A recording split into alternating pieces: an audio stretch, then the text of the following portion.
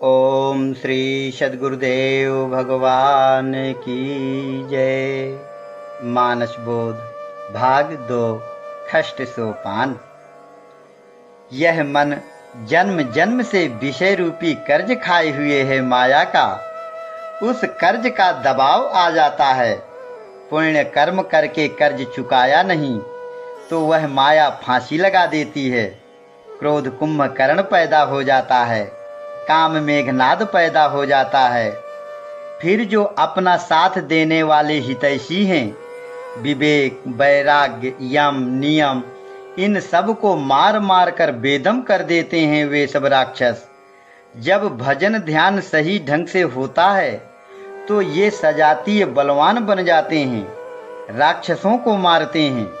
यह युद्ध अपने अंदर होता है, दोनों में हार जीत होती रहती है। कभी इधर रुलाई होती है तो उधर हंसाई होती है, कभी उधर रुलाई होती है तो इधर हंसाई होती है। जिसने जोर लगाया भजन में उसके यहाँ राम की विजय होती है। जो साधक भजन साधन में ढिलाई करते हैं उनके अंदर के ये राक्षस मराए नहीं मरते।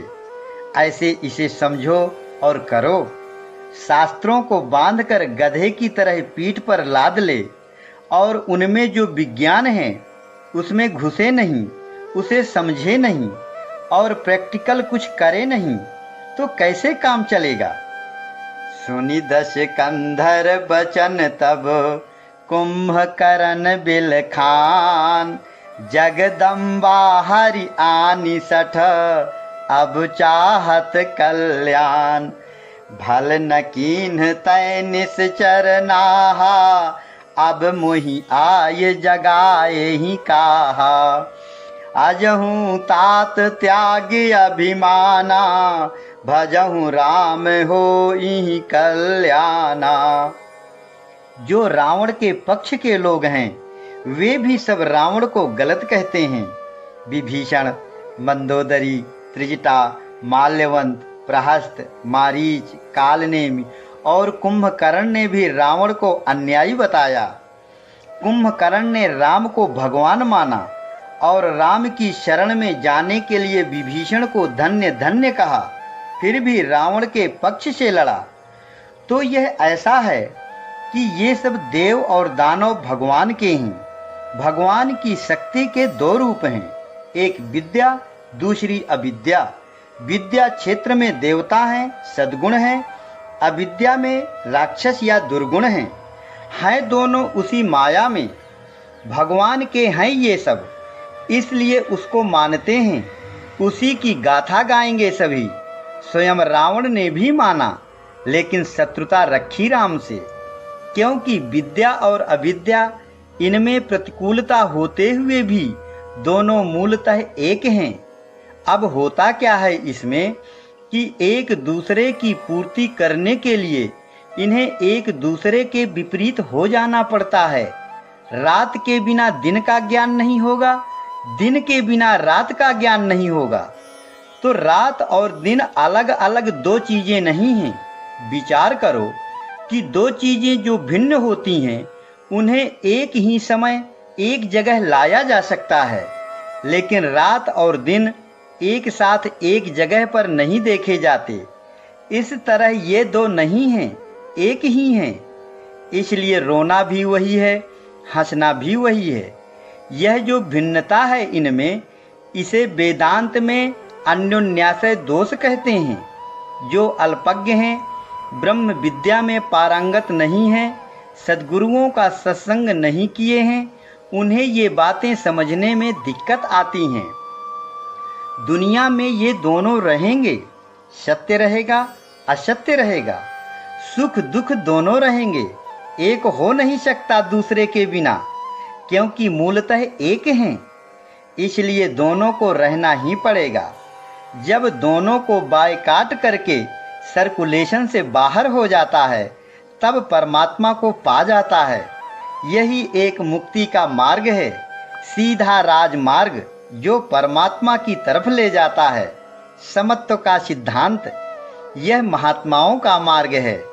और जब लाभ हम चाहें हानि न चाहें तो यह तो सब लोग चाहते हैं।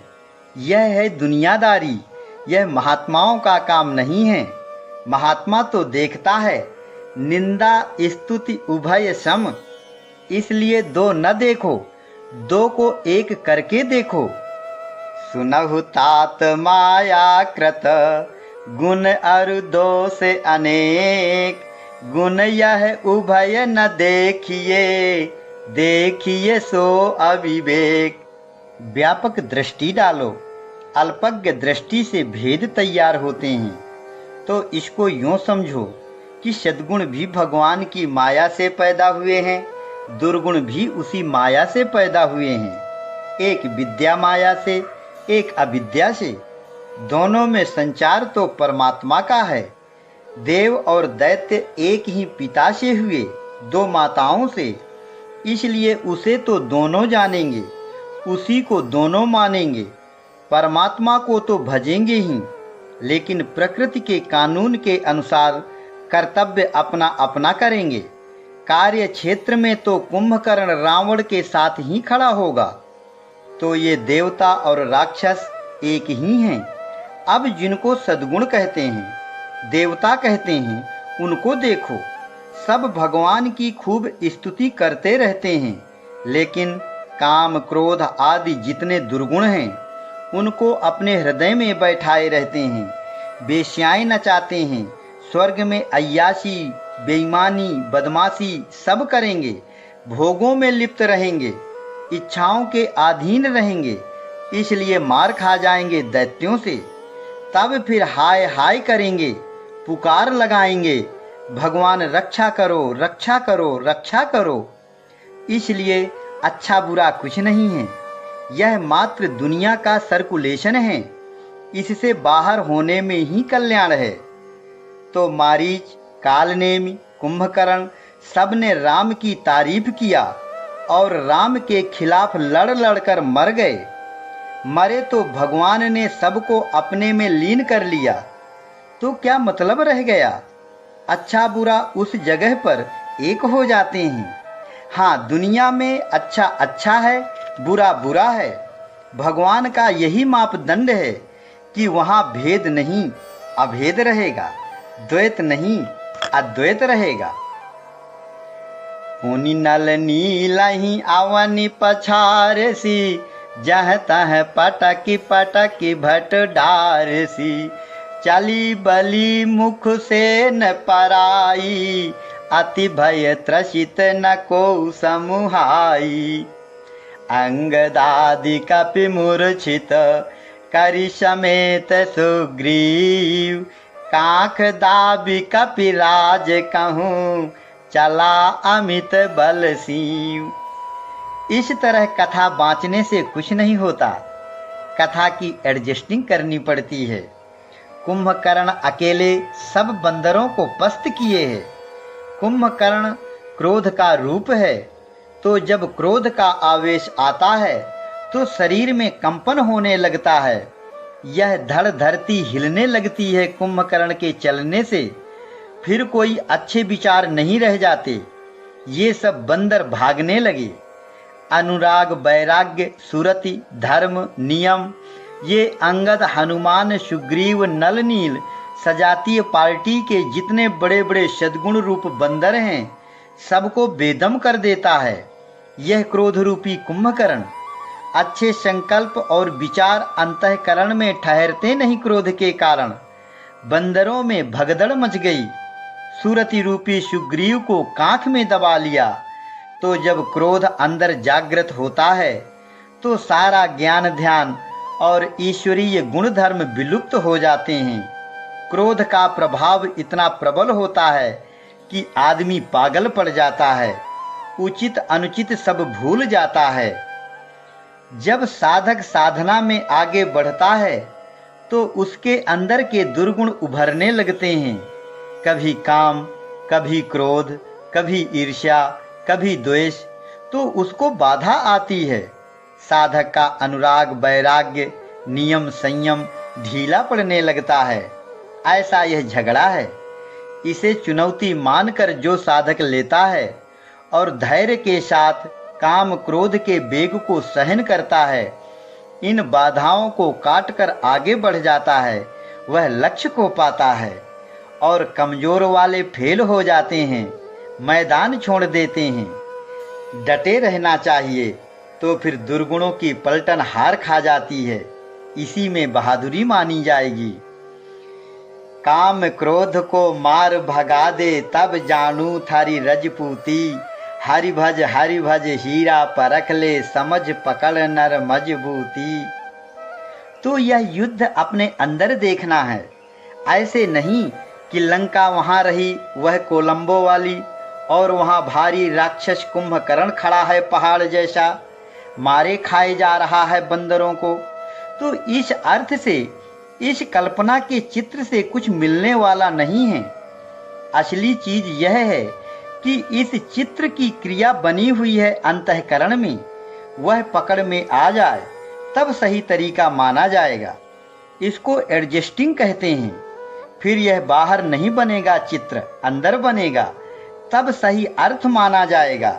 इसका खूब अभ्यास करो, मानस में आ जाए यह रामचरित्र, तब इसे कहते हैं रामचरितमानस। अभ्यास करो, अभ्यास से धीरे धीरे समझ काम करने लग जाती है। जैसे बच्चा पैदा होता है तो छोटा सा रहता है, फिर बढ़ते बढ़ते पूरा आदमी बन जाता है, ऐसे ही समझ बढ़ती चली जाती है। इसमें बाहरी पढ़ाई लिखाई की बहुत जरूरत नहीं है। करत करत अभ्यास के, जड़मति होत सुजान। रसरी आवत जात ते, सिल पर परत निशान। इसलिए लगे रहो, इससे अच्छा सौभाग्य और समय कहाँ मिलेगा। आज आग लगी है संसार में, अशांति मची हुई है। यहाँ कोई आपत्ति नहीं, कोई दिक्कत नहीं, कोई बलात् विघ्न नहीं। शांति से जो आदेश हो सेवा करो, मन से भगवान का शाम सुबह नाम लिया करो, और जो बाणी टूटी फूटी निकलती है उसे सुना करो। इससे अच्छा और कोई साधन नहीं है। अन्यत्र कहीं जाओगे भूल भटक जाओगे। हर जगह नियमानुकूल साधन भजन नहीं किया कराया जाता। ऐसे ही सद्गुरुओं की शरण में, जहाँ सत्य की वर्षा होती है, सत्य का जीवन है, सत्य का प्रभाव है, जहाँ असत्य संस्कारों को हटा दिया गया है, उस दायरे में रहने से ही कल्याण का मार्ग प्रशस्त होता है। हाँ, रगड़ करनी पड़ेगी, उथल पुथल की जरूरत नहीं है, जरूरत है डटने की। शरीर चाहे गल जाए हमारा, क्या मतलब है शरीर से। हमें तो जो चीज लेना है, हमें उससे मतलब है। भगवान देखे शरीर को, वह चिंता करे हमारी।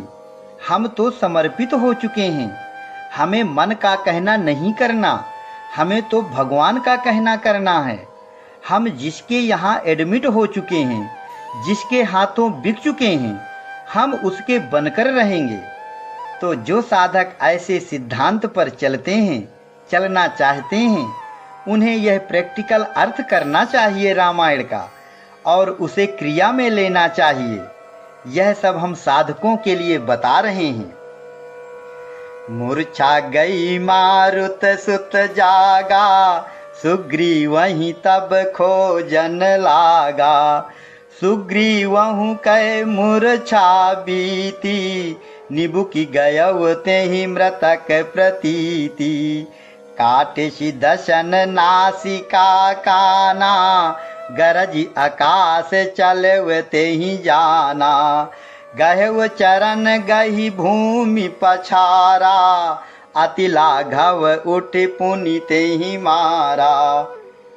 हृदय में क्रोध की प्रबलता से जो वैराग्य वृत्ति दबी हुई थी, वह अब फिर जागृत हुई। हनुमान की मूर्छा जागी, तो जैसे ही अंदर वैराग्य जागा, तो झट से सुरति क्रोध से अलग हो गई।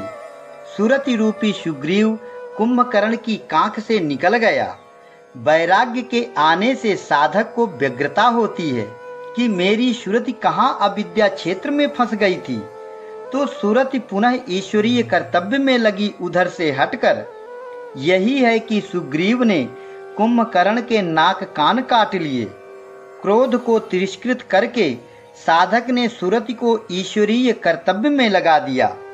इस तरह से क्रोध के आने से साधक के अंतःकरण में सजातीय भाव जो निष्क्रिय हो गए थे, जब वे पुनः सक्रिय हो गए, अब उधर क्रोध के संकल्प कमजोर पड़ जाएंगे। धीरे धीरे भगवान मदद कर देंगे। तो ऐसे यह चलता है अंदर ही अंदर। जय जय जय रघुवंश मणि धाये कपिदेहु, एक ही बार तासु पर छाड़हि गिरि तरजू। कुंभकर्ण रन रंग विरुद्धा, सन्मुख चला काल जन क्रुद्धा। कोटि कोटि कपि धरि धरि खाई, जनु टीडी गिरि गुहा समाई। ये बंदर ब्रह्म ज्ञानमय संकल्प हैं। एक एक मिनट में हजारों संकल्प और चिंतवन आते जाते रहते हैं। ये अजर अमर होते हैं।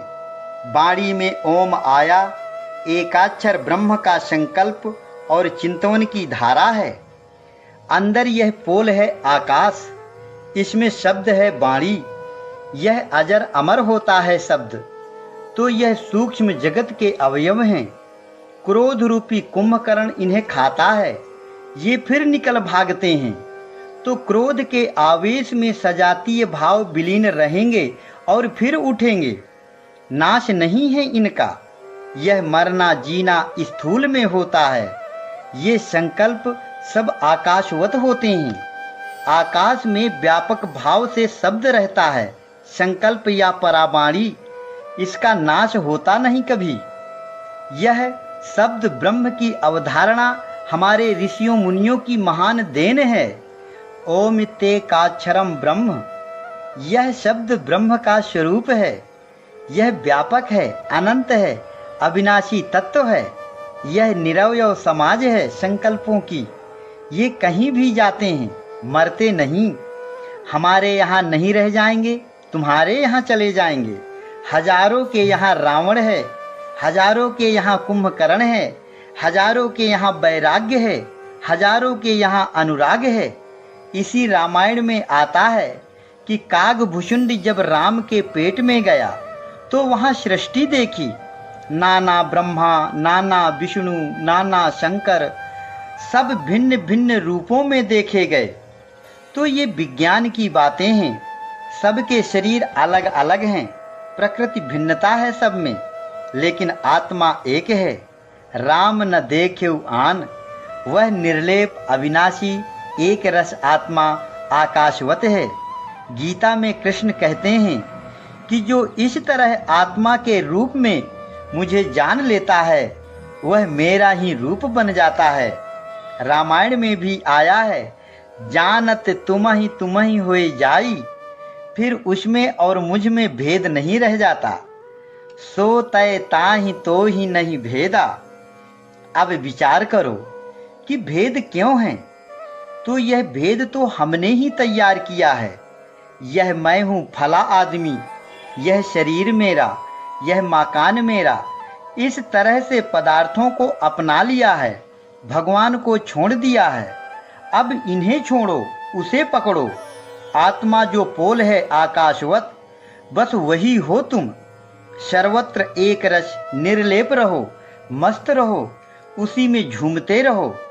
और अगर पदार्थों में ही रमते रहना है तो भवसागर में आ गए, भव रोग में फंस गए। तो फिर दवा करो, सद्गुरुओं के पास मिलेगी इसकी दवा। वही तो हम बता रहे हैं। करोगे तो लाभ होगा, दवा का सेवन तो करना पड़ेगा, सुनने भर से फायदा नहीं होगा। इस पुस्तक के शुरू में ही लिखा है, सुनो, समझो और करो। 3 बातें हैं, सुनो, समझो, करो। श्रवण, मनन, निधिध्यासन। पहले गुरु के द्वारा सुनो, फिर उसको मनन करो, मन में एडजस्टिंग करो। अब क्रिया में आ गए, यह निधिध्यासन हो गया। निधिध्यासन के 15 अंग हैं जो हम तुम्हें बता चुके हैं। यम, नियम, त्याग, मौन, देश, काल, आसन, मूलबंध, देह की क्षमता, नेत्रों की स्थिति, प्राणायाम, प्रत्याहार, धारणा, ध्यान और समाधि, इन्हें करना है। यही योग कहा गया है। यह दवा का कोर्स जहाँ पूरा हुआ कि मुक्त हो गए सदा के लिए भव रोग से, स्वस्थ हो गए, अपने में स्थित हो गए, फिर मस्ती काटो। छाओ छाओ हो फकीर गगन कुटिया, अपने स्वरूप में स्थिर हो जाओ, उसी को देखो, दुनिया को मत देखो। दुनिया तो पीछे पीछे घूमती है, इसकी ओर पीठ करके तो देखो, और अगर इसके पीछे दौड़ोगे तो नहीं मिलेगा कुछ। दिए पीठ पीछे फिरे, सन्मुख होत पराए। इसलिए खूब याद कर लो कि सद्गुरु वैद्य वचन विश्वासा, संयम यह न विषय कै आशा।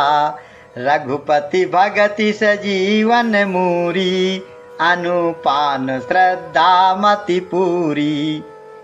इतना करना है, यह औषधि है भव रोग को भगाने की। निशिचर अधम मला कर, ताहि दीन निज धाम। गिर जाते नर मंद मति, जे न भजहि श्री राम। तो अच्छे बुरे सब ईश्वर से पैदा होते हैं, ईश्वर में ही लीन हो जाते हैं। भगवान पहले इन्हें पैदा करते हैं। क्रोध पैदा करेंगे क्रोध से क्षमा लाने के लिए, लोभ पैदा करेंगे धन को वर्जित करके संतोष लाने के लिए, अशांति पैदा कर देंगे शांति के लिए। अगर अशांति का अनुभव न हुआ हो तुम्हें, तो शांति का आभास कैसे होगा? बिना अशांति के शांति नहीं हो सकती। अशांति एक तरह से शांति का हेतु है, आधार है। इसलिए ये दुर्गुण इनडायरेक्ट साधन हैं। डायरेक्ट साधन है सद्गुण।